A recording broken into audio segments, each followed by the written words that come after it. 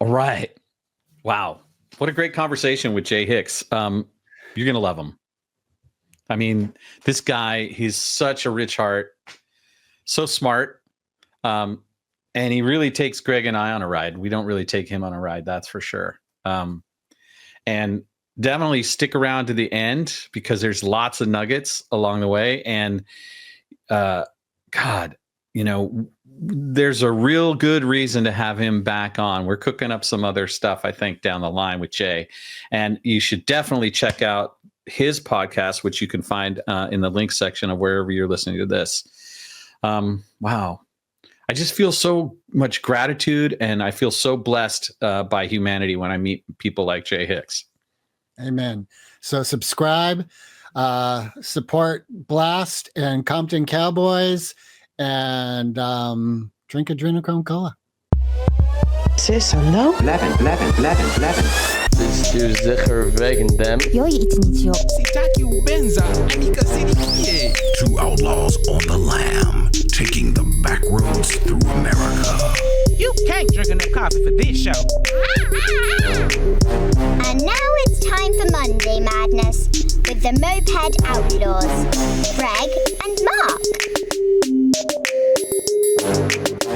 All right. It's amazing. We are here today with Jay Hicks. Jay's a music producer, a podcaster, a graphic designer, a voiceover artist. He's done all kinds of crazy things like financial services, architect manager, and, just a ton of things. And his podcast is called the Tragedy Academy Podcast. And I love their motto that laughter is the best fertilizer for the tree of knowledge. And that's why Jay brings us great stories. So here we are. Finally, right? We had so many times that we tried to link up and life just happens. You got a new job. I got a new kid, and here we are finally in the month of February linking up. But I'm super excited about it. Thank you for having me on, guys. And thank you for that great representation of what the show is. It is the Tragedy Academy. It's a show created to bridge societal divides in a judgment-free zone using candor and humor. It means a lot to us, and it means a lot to me that you guys selected us as somebody you wanted to be on the show. Thank you. It means a lot to us that someone of your caliber would join a couple of schmoes like us. No, don't say that. You guys are amazing. I've listened. I'm really impressed with the work that you put in. You can tell that you've been doing this for quite a while and that it means something. There's a difference between podcasters that are doing something for somebody else and others that are doing it for the passion inside of them and doesn't matter what the reward is. It's just the act of doing. I think we also share this idea of healing the divide of polarization in our culture is an essential aspect of what we need to do. See the yin yang there? It might play a little bit into that philosophy. For sure. And while we're on the topic of the logo, I assume you designed it. Yes, I did. Awesome. I want to ask you about what non-porous scolum means. Non-purus scolum. So remember, with candor and humor, okay, we are the Tragedy Academy, an institution, right? We're here to change the world. That says not a real school. In Latin at the bottom of the patch. So it's hiding in plain sight. The only ones that get to know are the ones that Google it, look it up and go, or some nerd that knows Latin. Well, and I love the sort of paradoxical nature of that, because as soon as you give it that it's a school sort of heaviness, then there's all this stuff that can't necessarily be taught or transmitted because it's too official. Like there's so much more available to us just on the regular human dynamic of no one's the teacher, no one's the student. We're all teachers and we're all students. You hit it right on the head. I mean, beyond the shadow of a doubt, no two people have the same view on life. Therefore, the two can always educate on the experiences that they have at those points in time, no matter what. That's why you can find the wisest man at any age, because it depends on the knowledge you seek, right? It's not what you're looking for inherently at the beginning. It's what you learn from their experiences, right? Go ahead, please. I'm wondering why tragedy as a choice for the brand? Because seems like, okay, go ahead. No, please go ahead. Because it seems like everything you're about is the other side of tragedy. I can see how it would look that way, right? And I could tell you that you are not wrong with a lot of the initial submissions that we get for our guests. We do have a horrifying pile that we have to go through where my heart bleeds and I feel like I have to take breaks when I read through them because it's very taxing. But what we found is over time, people have started to realize the tragedy is not necessarily in what's gone on in your life. It's actually the theater with which we play on as humans, right? It's the veil. It's church and state. It's the fact that we walk around in this state of a human condition. The human condition is the mental illness that we think that we're separate from that around us. The human condition is that we believe what we're repeating every day has value when the actual intrinsic value is in the existence itself, right? So I like to try to show people that we all have different views, like lenses and glasses. Each layer that you obtain gives you a different prescription, just like everybody else. And just like at the dinner table, no two people can exchange them and see the same, right? So we need these opportunities to place everything on a stage and explain how we got to where we are, show the juxtaposition, bridge those societal divides, work against socioeconomic divides or mental health divides or whatever they are, but laugh our asses off, right? Because I cannot be serious. Like I do cartoon shit, behind me in the vocal studio. So my child is going to be scarred for life with the amount of ignorant stuff he has to hear every single day with me running around here with my neurodivergent attitude, just stimming with cartoon voices. Like Robin Williams II. And that's why he resonated with me, because he was both ends of the spectrum. That dude was deep and light, just like no other. Yeah. Yeah. Yeah, full spectrum human expression. Bro, lived it like hardcore. Wise guys are the wisest guys. Oh, man, dude. Mork and Mindy going out there and watching, I was just thinking about this today, Good Morning Vietnam. And I'll tell you, everybody has their favorite Robin Williams. In my mind, I believe that when we think of Robin Williams, there's one of those in that spectrum of the rainbow, your Roy G. Biv, if you will. Somebody's got an orange, somebody's got a yellow, somebody's got a green. Mine will always be Good Will Hunting. I don't know why, that it wasn't something comedy, right? Because I love his comedy. I love his wit. I love, how he approaches things. But I'm in I like it's not like that, Chief. Robin Williams, when he's addressing you seriously and dramatically, when he was in Patch Adams and stuff like that, those juxtapositions were the ones that I loved. Did you ever see World's Greatest Dad? No. What is that?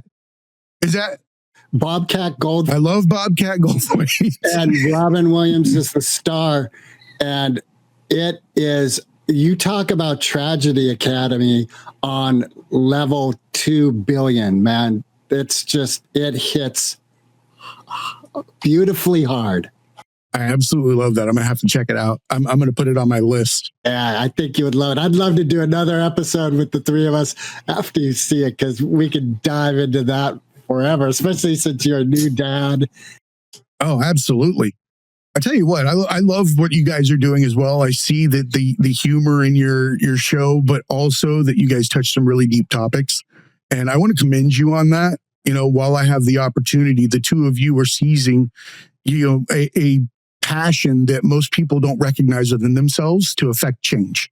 Right? It is our job to find something within ourselves or recognize what always existed from the time that we were a child and foster that, not put that flame under glass, but shatter it with a hammer and stand out there and be the best flame you can be. And it doesn't matter what color it is, how it looks, if it sparkles, it fucking looks sad. Doesn't give a shit.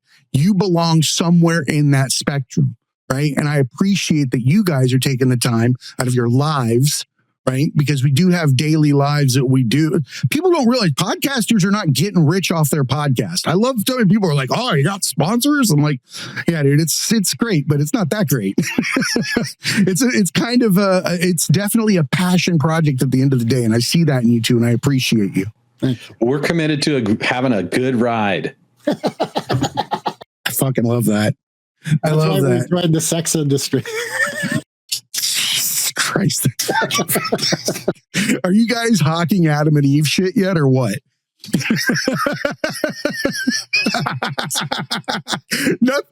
Yeah. Oh, Jesus, dude. Nothing scares you worse than a thermos-sized wiener. Jesus. Doesn't scare me. I'm not going anywhere near it. No, dude. That was punchable size. For sure. Oh, God, dude. I'm sorry I took you off the rails. I feel sorry for my girlfriends.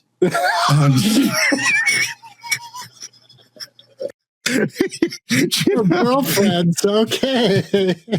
Yeah, listen to him calling you out like that. He's like, he made sure he heard that S. He was like, girlfriends, yeah. Well, I meant up till now in the past. Oh, okay. Leading up till now. Oh, now we're gonna get serious and real. Okay. Yeah. No. It's a position that we have to take in life, right? Yeah. Wow. One of the sponsors we have that we've been working with is Adrenochrome Cola. Tell me about that. I'm seriously curious because I heard, when you were talking about it in a prior episode, and I was like, what in the Sam hell is that? It sounds interesting as shit. Well, it's an opportunity to, I'm going to open the curtain a little, Greg. We haven't really let people behind the curtain. So it's an opportunity to sort of send up both the people that have this really intense view of the Illuminati and what all the folks are doing that are like they're killing babies and sucking their blood to take the adrenochrome. They're rubbing stem cells on their face every morning. Same time, the whole like cola industry thing of, now you can just buy it in a can. And, we're sponsored by Adrenochrome Cola. So and we literally, we want to bring that product actually into the marketplace. I love it. Right. It's not going to have adrenochrome in it. It's not. Come on, man. I need some liquid, issues. I want to pour it in there and just go conspiracy crazy. Like just start yelling at, people like Missy Elliott for no reason, just grabbing a random, person. They're part of it. Yeah. And, we should talk about one of the things. We have an ad that's not complete because there's a graphic design element that we need for it. So maybe that's something we can talk about after the show. Yeah. But yeah, it's that idea of finding humor in the most macabre sort of thing and poking fun at the idea, like, really? Mm-hmm. You really think there's a cabal of people who are doing this? I'm in the basement of a pizza cellar. Right. I could go down the rabbit hole with you on this, guys, because there are so many. You just look and you're like, why are you living so blindly to what's around you? Can you not figure out that you are making a conscious choice to not see the facts around you? You have put yourself in such a corner that you believe that these yuggles over here can do something and quietly without the world knowing that it was them. These narcissistic fruitcakes. Like, how do you believe? It's kind of like the election is rigged all across the country. And I'm like, dude, I see the people that are in there. They're average Joes, man. They're nice people, but they're not holding a state secret. It's gonna leak at the next Golden Corral fucking hangout. That's on their bingo card. Secret government election spy. Like, this is not happening. Gertrude just handed me this freaking thing to write on or whatever. What do they call that thing? A clipboard. I can't even think right now. But that's not the person that's holding a state secret. Yeah. Well, and the other side of it for me was then I started sort of looking around for graphic elements and various things, and I found a vial of adrenochrome. Like there is something that they use called adrenochrome that people need and collect for some kind of health issue. And I was too freaked out by seeing the actual medical vial to want to know. What is it? Is it like adrenaline for replacement for somebody that has like some kind of? I don't know. I'm trying to keep it that way. Are you just gonna try it one day? No, probably not. No, probably not. I like that you didn't even entertain it. We're going to do an ayahuasca adrenochrome shot. Oh, jeez. That sounds like, well, I had somebody talk about on our show about going through a similar process to ayahuasca. And she talked about the purging piece of it right after she did it. And I was like, it sounded horrifying because of all the energetic expulsion in a physical way. I was like, oh, like how? Like this does not sound like enlightening. This sounds like I ate something bad or I got into a situation with the flu or something like that. I think I would blow a brain vessel and be like stroked out on the floor of wherever the ashram was or whatever. I have a problem. My wife gets mad too, or she finds it just so bizarre. I hate the feeling of having to throw up, right? Much like everybody else. However, I am a person that doesn't live in that scenario. I just go handle business. Feel like got to throw up, go throw up. Just handle it. And then it's gone. I don't understand the whole like hot mouth breathing, trying not to scenario. It doesn't work in my mind. But the problem is that I can't puke quiet. Wow. Man, that seems like a rare strength for an individual. I have legit busted a blood vessel in my eye once throwing up. I was like, oh, this is ridiculous. I look in the mirror and I'm like, I already look like shit. I'm half dead. And now I've got like that spot in my eye. Damn. Yeah, this brutal. is not where I thought this conversation was going to go.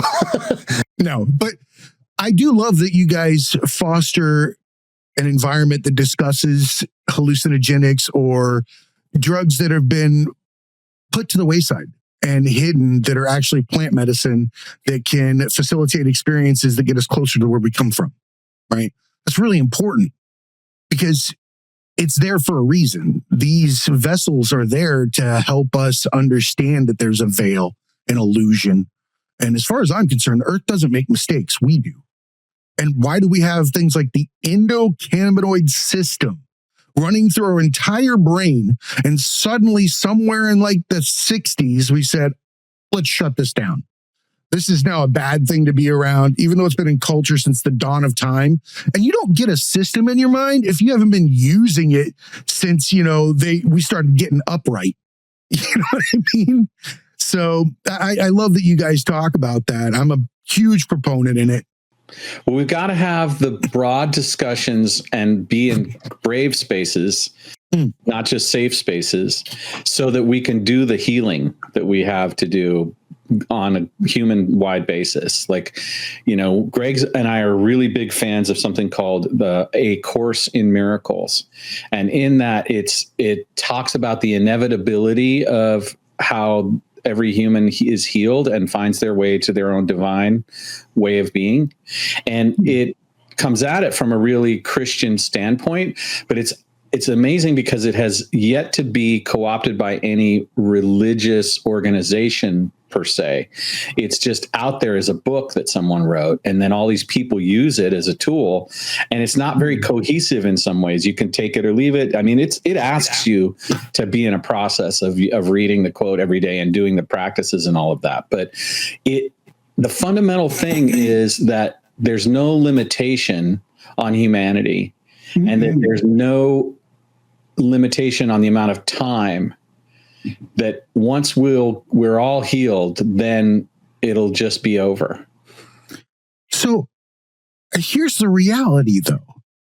We've written that 1,000,000 times. That's the story of man. You're talking about religion and using one wedge of what is a pizza, right? And it all points to the center of the Mesopotamian river valley. But each and every one of those slices share a commonality. They share a moral compass. They share so many things. They share a crust. They share cheese. The only difference is the toppings. That's it. You know, this one's kosher. That one's halal. This one's got mushrooms and pepperoni, whatever. But they're all still trying to tell the same story. The divine path that we're all on, that we're meant to end up somewhere. You can call it heaven, you can call it nirvana, you can call it anything you want. But the issue is we're all headed that direction in some way, shape, or form because we write our future. Look at science fiction. Yeah, go ahead. And Marco, no, I love doing this. So please. We get us, generally speaking, us men get very heady. And what you said is very profound. How is it actualized in your life with the relationship with your wife and your new child? And in my experience, those are two relationships that challenge that. Hey, peace, love, we're all divine. And you're like, get the fuck off the... I believe that those both exist because without one, you can't have a benchmark for the other. You need a position to base yourself off of. Otherwise, you're floating in space, right? There's good and bad in everything.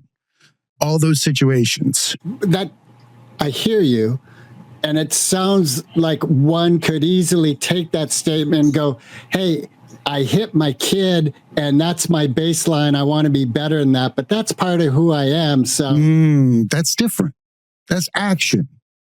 That's taking action upon emotion, feelings, and in the moment. For me, well, the way that I have implemented this life, right? I'm not Mr. Spirituality by any stretch. I don't talk about divine things. I'm not the one that reads a horoscope or any of that shit. I'm the dude that grew up in a place called Okeechobee, Florida, in a flat house out in the middle of a field in a farm with drugs and front door boarded shut and a cooler instead of a fridge, right? Grew up out there and I got the lenses that come from there. White trash, hate things, don't know what is going to happen with life. Did the military for a little while, the college thing. And that's why you see all of those different aspects of me. And when you're looking, you're like, who the fuck is this dude? Is he telling the truth? Like, this looks like I'm shaking a boggle fucking set.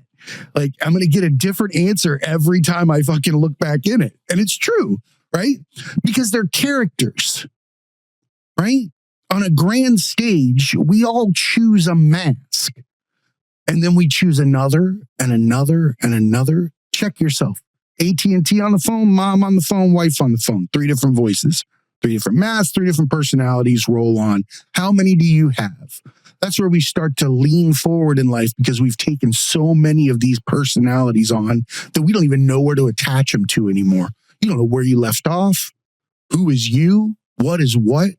You're just playing a game at that point, right? But for me, it came to a point where I was on my knees. I was at the pinnacle of my career.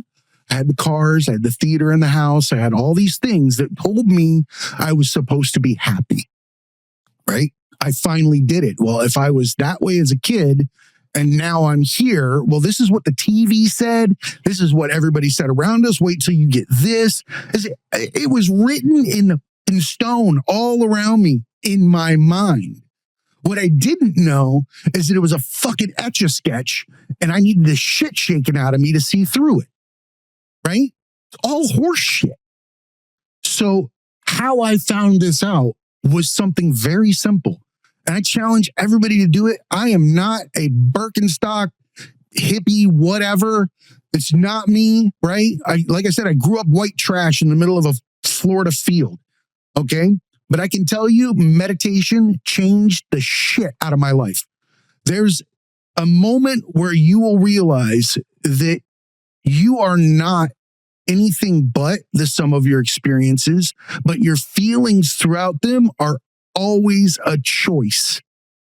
You'll start to see like you live in a snow globe in a peaceful place, but you're actively reaching outside of it and grabbing your troubles and pulling them in and focusing on them. Fucking nonsense is that? So in my life, I do face something with my son, Nolan, right? I look at him and I've put the time in, thank God, before having him, that I realize that there is that separation, but we are required to be a personality. You want to choose the one that is closest to you, right? You want to be authentic. So I want to try to raise him in a manner where you can't be egoless and be human, but you can know you have an ego and what it is and be human, right? So I want to give him that foundation that he can see the pain in the anger of others, right?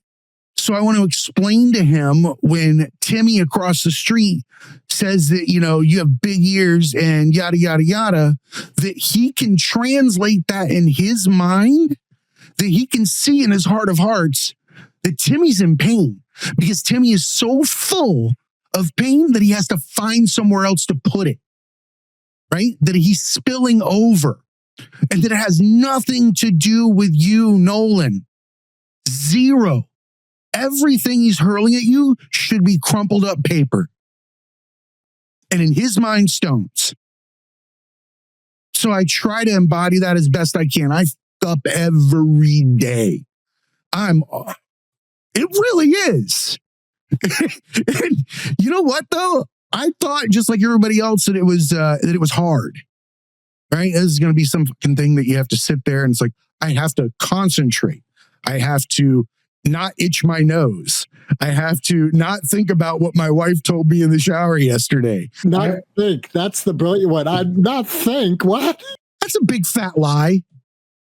That's not what meditation is. They say it is, and I agree with it if you're looking at it from a certain perspective. But if you find yourself in a place where you can look at thoughts, if we go back to that snow globe, that's meditation.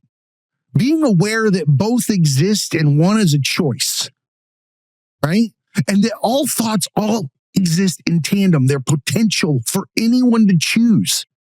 And if you've got a certain set that's in your Crayola box, you might want to check what your picture looks like on the wall. You might be drawing some shit.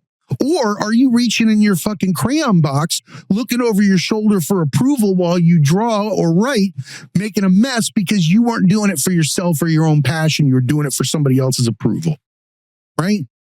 That's how I tried to implement things. That's how I try to think about it. I love life now. It wasn't always that way. Life lived me. I don't even know if that's how you can say that, but I was not living a life.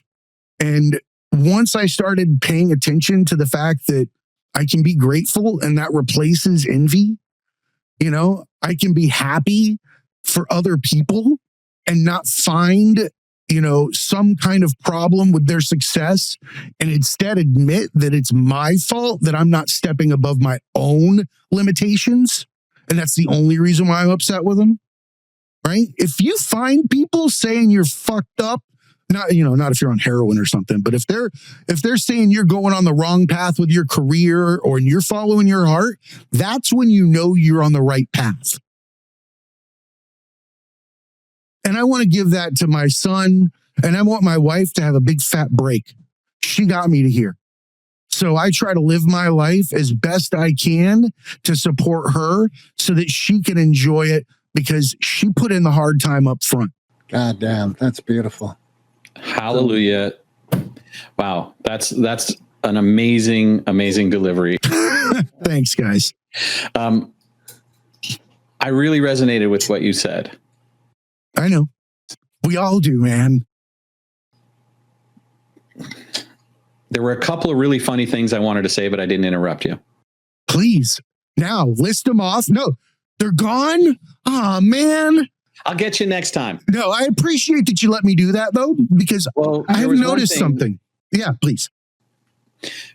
While I was listening to you, I was going, oh, this makes total sense. And I really believe this guy and I'm totally in on it. And, I'm a certified meditation instructor.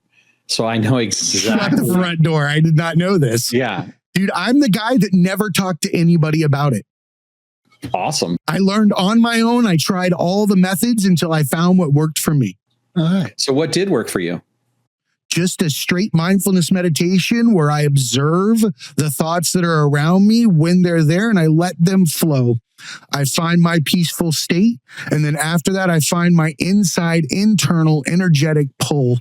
And then the first time that I was ever able to put a true label on the word faith, because that's something that escaped me my entire life. I didn't understand that word. People would say, oh, have faith in God, have faith in this, have faith in whatever. And I'm like, the fuck is faith?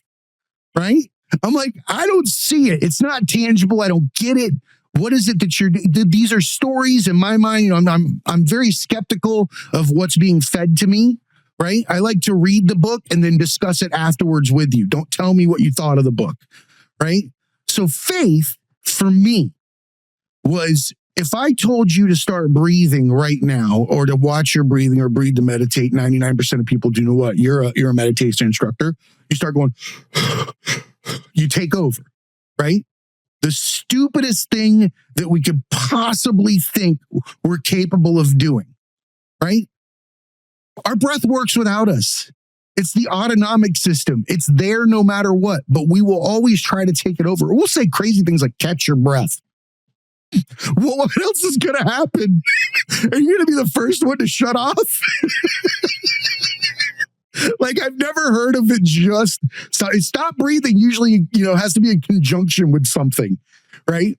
But for me, once I had figured out, and I was on the precipice of not breathing for myself, and when I first allowed breath to return, and I allowed it to return without asking for it, I had faith in it coming back to me, and that's when I clicked. I do have faith. I have faith in the return of breath. I have faith in the return of my heartbeat.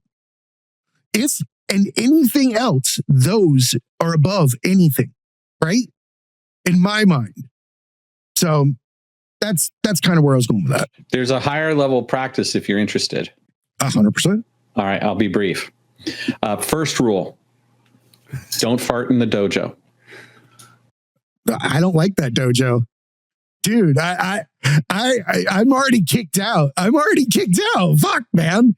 Like, a second date, my wife and I were on a couch watching a movie, and I Dutch oven trying to get the joke in. Oh, I know you're not. Don't fart in the dojo. Don't fart in your snow globe. That's what it. You still want to sit in the green cloud while you're meditating.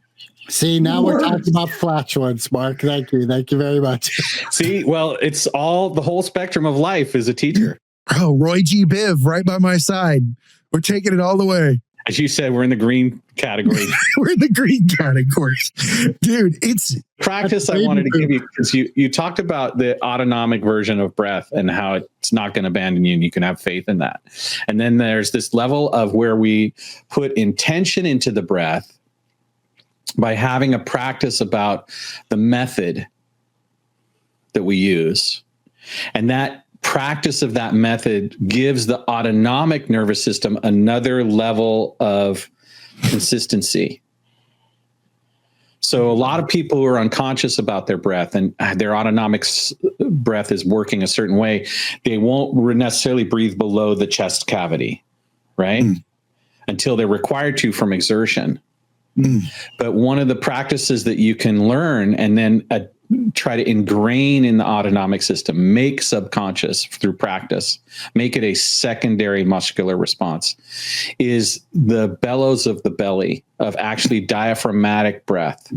Is that like the bellows of fire where you do like a certain amount of breathing in advance of meditation, kind of hyper breathe? Or of fire, that's a different Okay. Talking about is when we practice consciously being aware in our meditation practice of using the full range of our belly to breathe, the diaphragm, fill the lungs, and then release.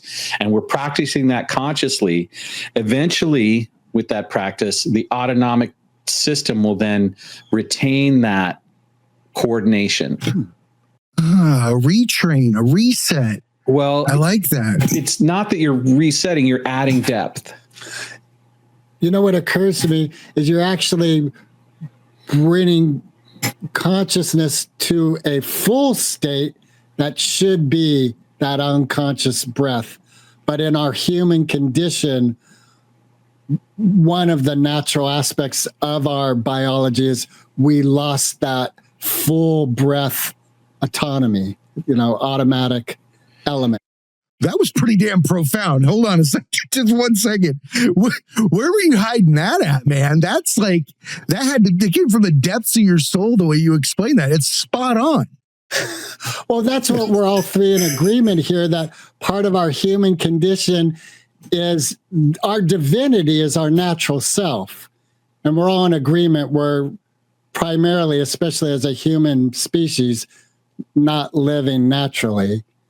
By no stretch are we. You are correct. Right. So our biology in a natural state is a full divine experience. And what I'm hearing from Mark is that deep, full bellows of the lungs when experienced just as breath.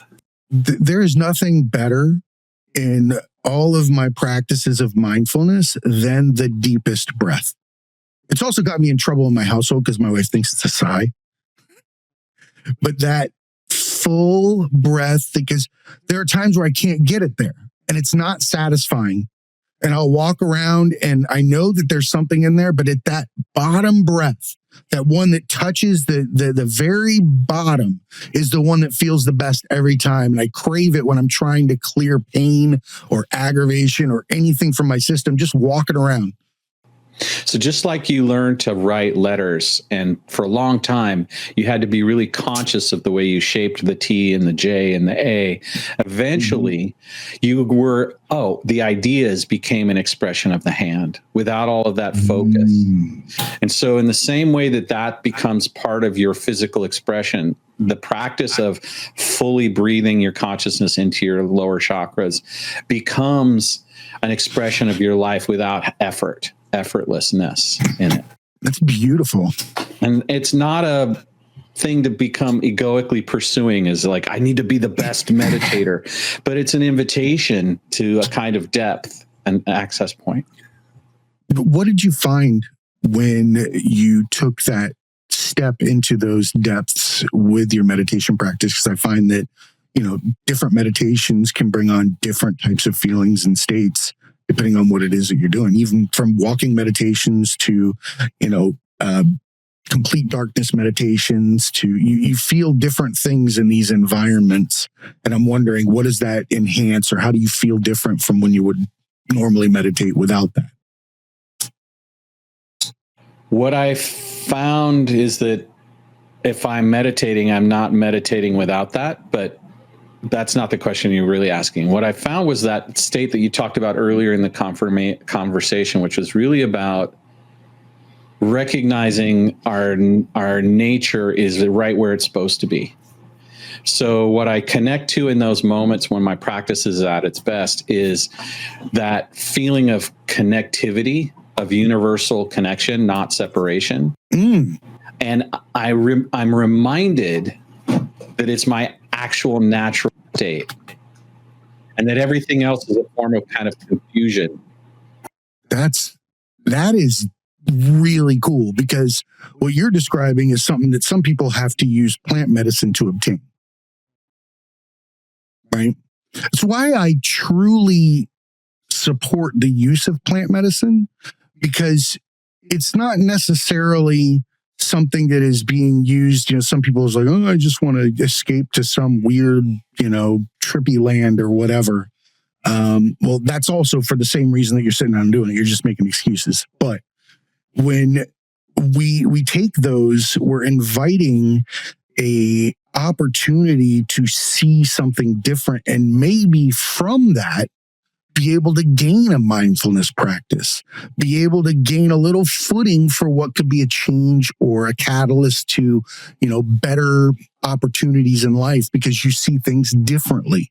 That's why I argue for pharmaceuticals in the psychological, medical space. And I don't say that because I want people to stay hooked on drugs, right? Or get on your Prozac, get on your Zoloft, get whatever it is.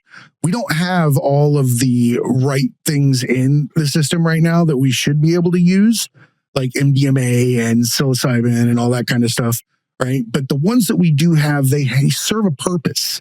And the purpose is to give you a suspended state with which you can address what your mental health concerns are long enough to stop taking them. And you may find that you can't stop, and that's okay. That's okay. Right. It's totally okay. We have different wiring. Everybody is different. The problem is everybody's different, but we have to play the game the same. And I think like Mark and I have spoken about this on other episodes, one of the primary problems I see in the pharmaceutical industry is the capitalist aspect of it.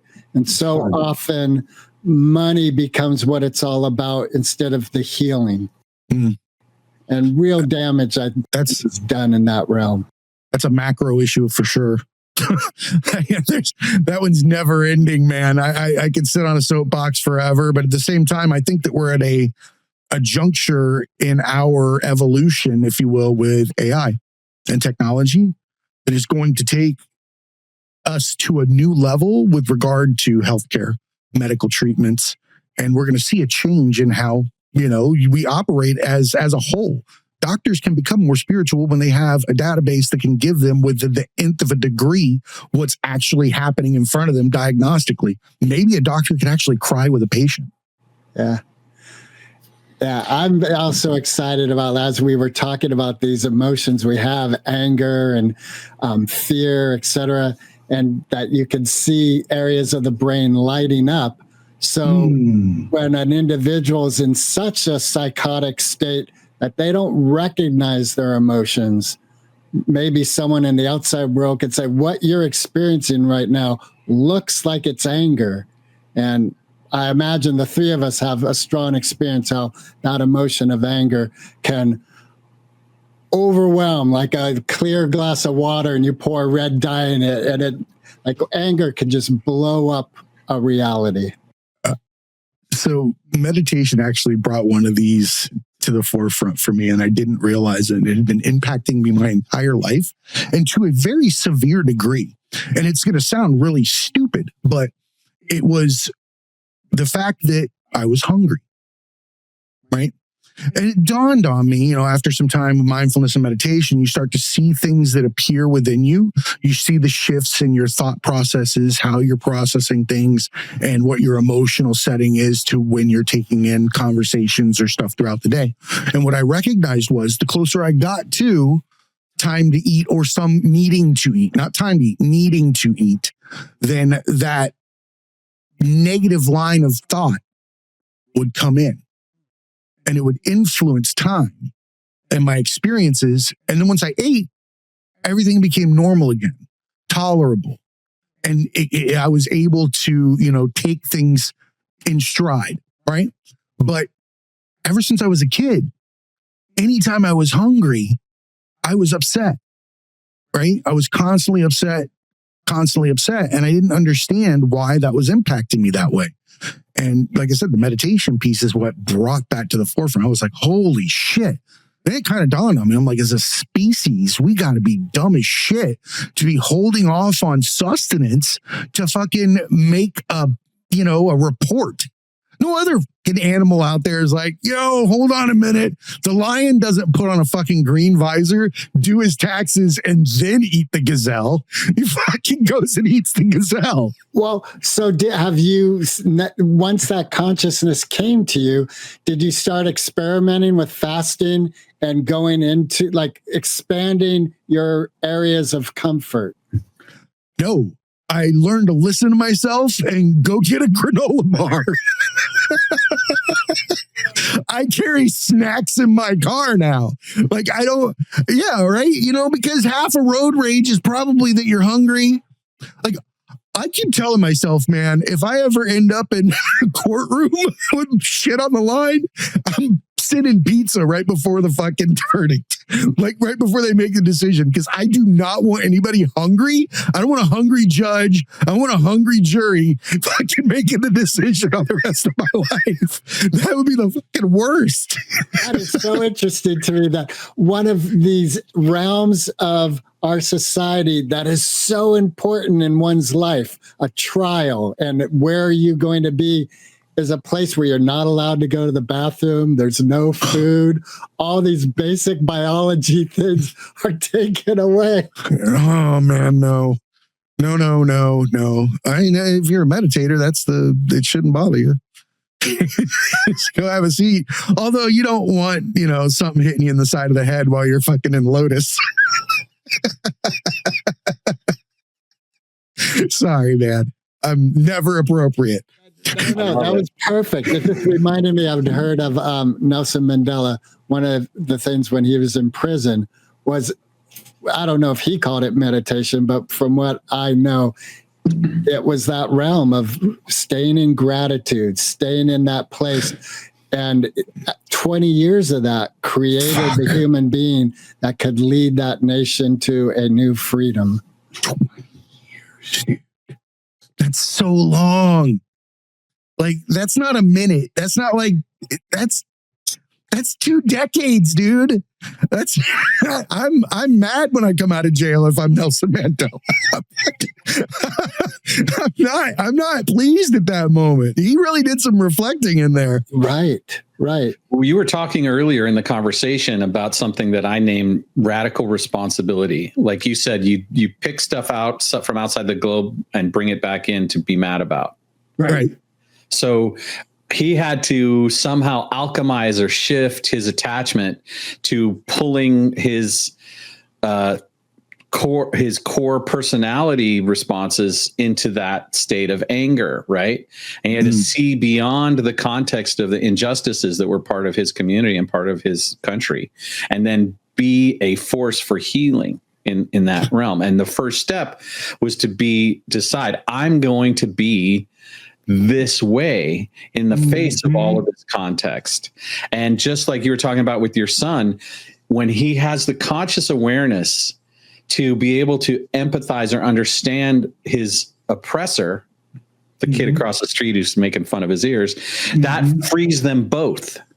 Yeah, it does. The trigger of what happened. No target, no bullet. Yeah. Right. And this is the game we're all sort of learning to play in various ways, whether it's jealousy or fear of loss or all of these things. It's somehow. I just figured that out the other day. All human interaction is the solving of an equation between two people. You've got to solve for X. X is doubt or X is potential. Dude, it's fucking ridiculous. And you just sit there and try to reconcile it until you feel like you're in a homeostatic state or some shit with whatever human, and you move on and on and on. You play like reverse Tetris. You leave situations, justify, and replace everything until it's a nice little brick wall again. It's so weird. We're fucking batshit crazy. The duck and the rabbit aren't doing that shit. Right? Like, they're watching us. But they've just accepted that they're a duck and a rabbit and it's not supposed to work. They're not working. Right. Well, I love that you did bring up, though, that he made a choice inside there to be somebody, right? And I think we watched a similar phenomenon take place during the pandemic, right? There were those that were in jail that looked out the windows. And then there were those that were in jail that looked inside. Right? And at the end of it, you found two separate groups of people. One's yearning to get back to the race because that was the safest place they felt where they didn't have to admit what their situation was. And the others were like Nelson Mandela in a way. They figured out who they were and that they were actually on a wheel the whole time. And just being on the wheel was why they didn't recognize the true potential. Right? The pandemic was just a stick in the spoke of the tires, the fucking kid going by you, right? That was how we all fell off and sat there fucking COVID like, oh shit, what the fuck just happened? Nature's time out, and we all sat there. And how many artists came out of that? How many people didn't know they were artists became artists, right? Because they were allowed to live to the potential that they actually are. Or in your house, you get to be authentic. And if you're there every day and you don't go to the fucking office and put on your goddamn suit, your clown costume to pretend and play make-believe, whatever it is, I'm a business guy, right? If you're at home and you're ripping ass and making cartoon voices and shuffling across the kitchen like you're fucking Tom Cruise in Risky Business, that's you, right? That's the you that you should actually be in fucking Target, because if you did that, more people would do that because it'd be okay. Yeah. Yeah. I'm all in on that one, man. I fucking love it, man. It's so easy. We're up to be more ourselves and less of our masks. Dude, so much so, because I can tell you, man, it's such a lifted weight when you're not carrying 1,000 personalities. When you love yourself, you give other people something to love. We constantly walk around and feel like people owe us love when we don't love ourselves. Right? How do you get somebody else to love you if you can't even prove that you're lovable to yourself, the closest thing to you? You walk around in a state of unlovability. That's another made up word, whatever that is.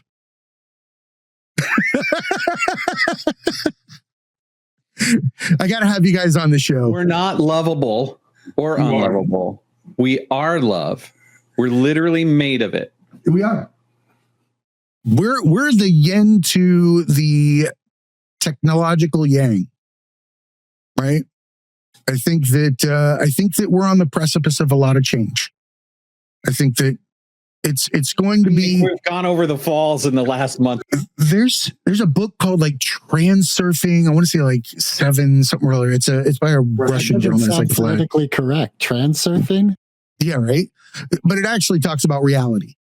Right. But no, it's not actively getting on somebody on their back and riding them into the water. Jesus Christ. Although I just had one of those bizarre cutaways in my head where that happened, which is an area of my mind I live in. Thank you, Seth MacFarlane. Do you have any more relevant data on the book Transurfing? Like, do you remember the artist, the author, or anything? I'll have to look it up. But if you look up a Transurfing, it's correct. We'll look it up later. But there's an image that's painted in there about how we attach ourselves to something called a pendulum, right? And those pendulums are what we identify as. And we will live them to such a degree that we don't recognize who we are until we let ourselves go from them, right? And that reality is something that we're in control of. We just have to recognize that we haven't given into something larger than ourselves. On top of that, all pendulums do what? They swing back and forth. And everything is a pendulum, right? So one small pendulum is part of a bigger one, part of a bigger one, part of a bigger one. If you look at humanity, we're on a pendulum, right?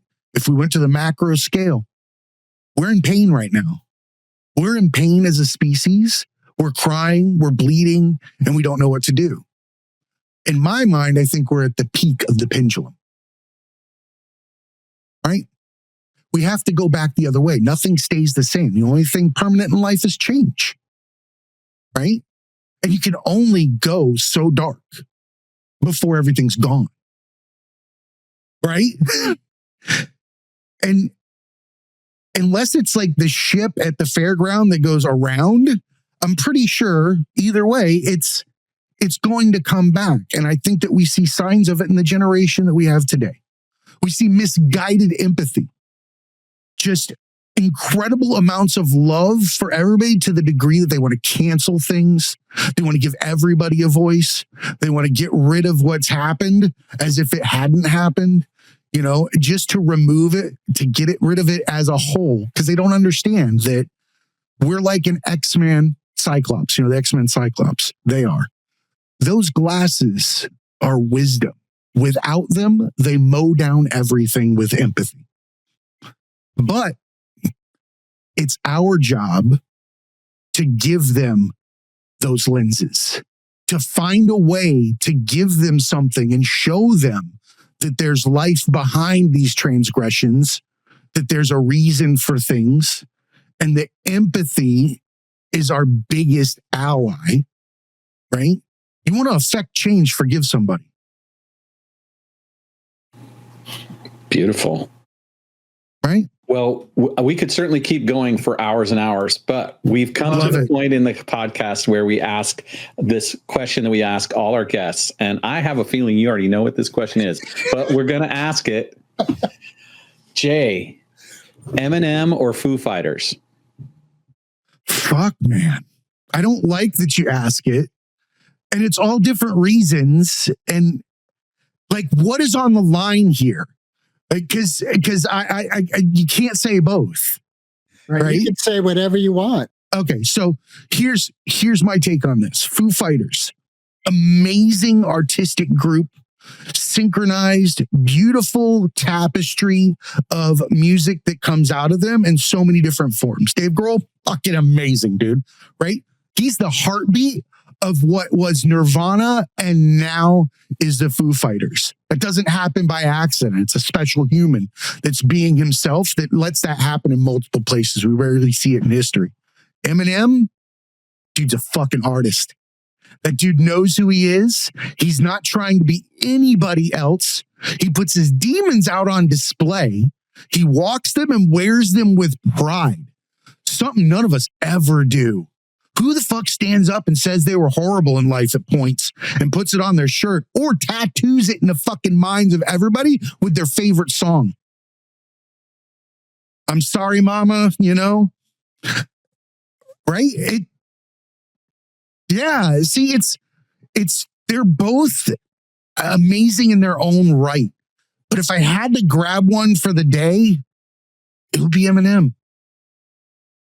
Eminem wins by an authentic stride. That's it. Otherwise, I would have probably picked Dave Grohl because I like him too. Wow. Well, thank you so much, Jay. It's been a pleasure to talk to you. I look forward to getting the opportunity to do more of that. We're going to get you on the show. Certainly put all of the amazing connectables in the show so people can find you and find your work. And you're welcome back anytime you want to come back on. I appreciate that. Lots of love to you and your family and your listeners as we all take this journey together. Yeah. Much appreciated. Be cool and keep learning. Recording stopped.